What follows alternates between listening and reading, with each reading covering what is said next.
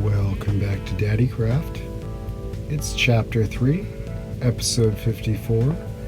We're working on the library today. You might ask me, Daddy, what library? Well, I'll tell you what library. The library that we once called the hotel. I figured since we've got nothing but librarian villagers in there, it's time to call it what it is, the library.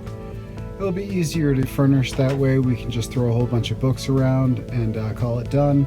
It doesn't make it any easier in terms of dealing with villagers though. We're down here in the storage room. You can see we're using the vanilla texture pack.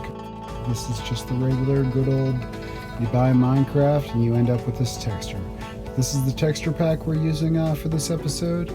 So hang tight and get your books ready and your money for your late fees. We're going to the library.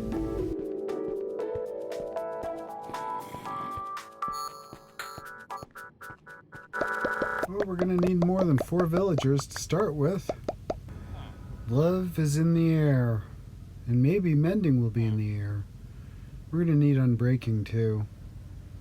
Those are the 2 big ones we always need. Those are the 2 I can never find or make happen. Looks like a little love triangle there, huh? You want a cookie for choosing?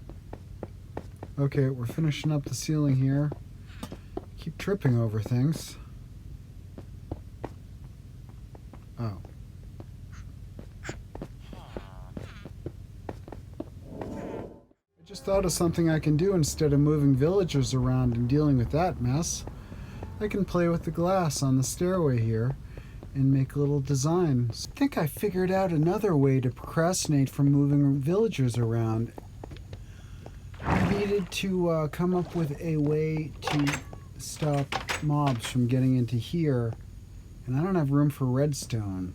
I was wondering if that carpet trick they're always using on Hermitcraft would work in Bedrock. I don't know if this works for Bedrock though. Let's go to the testing grounds.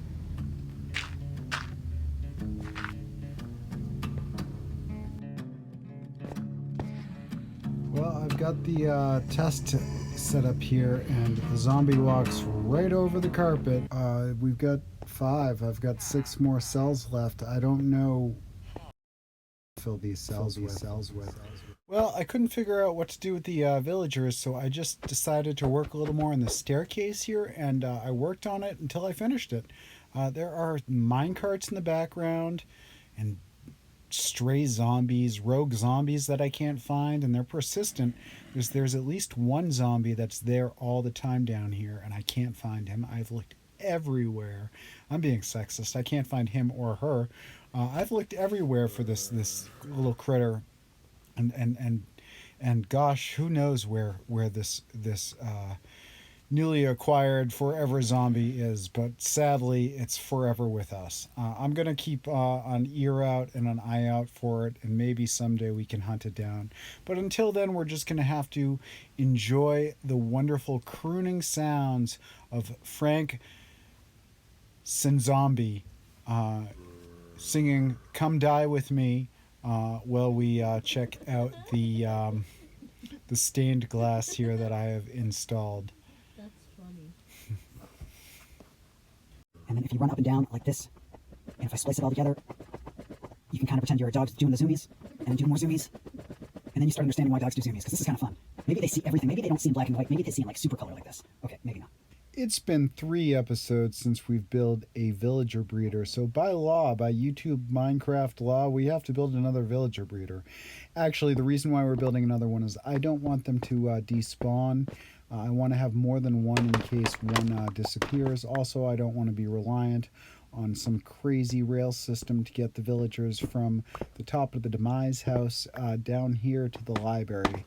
So I figured we would build a nice creepy white room to go insane in, and then throw some villagers in and have them go insane. We'll be responsible for furnishing the workforce of the Escoletown library. That's nice and Resident Evil 2 vibe that I'm going for in Escoletown. That kind of just creepy science background. Just, you don't want to think about it too hard kind of thing.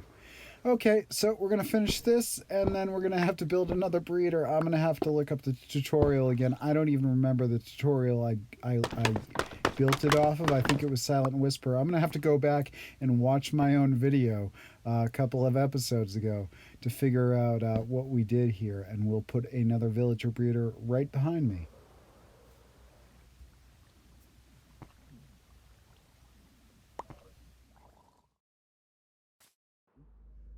We got power back, and we are setting up for a role-playing session with my daughter. I will take you inside and we can check out the 4 rooms that I made in here. This library was supposed to be a hotel, and it was started 2 years ago, so it's done now, whatever it is. But it was supposed to be full of all types of different villagers. And then I realized that we're lagging so much in Escoletown that we can really only have a couple of librarians. And even then I made too many.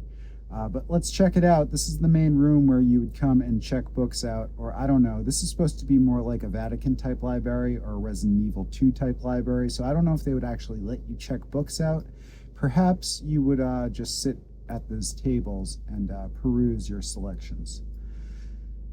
And then if you follow the path, I wanted to mention, I'm a little concerned about lighting, but I don't have any lanterns left. I have to go get more. But if you look behind me, I'm putting lanterns on top of the bookshelves too, because they cast shadows. If we follow this around here, we get to the second room, which is where the librarians are, trapped away in their little cells. This guy turned into a librarian because I didn't trade with him in time, which is a shame because he was unbreaking. I don't know what level of unbreaking. I don't want to remember. But they're all in here.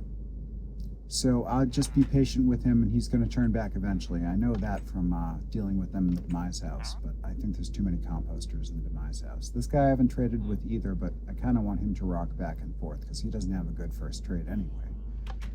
And I won't take you through the rest of them. You can just take my word. They're all in there, doing their own thing. Some of them like to stand on the beds. If we follow this up here, I put a little design, not much, on the wall, but it's nice. It kind of ends the whole hallway out. And then back here is the utility room, room number 3. And then if we come all the way around, we can go to the breeding room where subject number 1 and subject number 2 are. They are responsible for furnishing the library with all the rest of the employees. Speaking of which, I had a wandering villager. I should have trapped him back here at the front desk, but too late now. Maybe I'll do that a little later. We'll see. Maybe I'll just breed up a villager and let him wander around the library. And he can do whatever he wants, but I'm afraid he'll go outside in that case. I'd have to put buttons on the inside of the library door too, which I wouldn't mind doing, just to have a little ambience.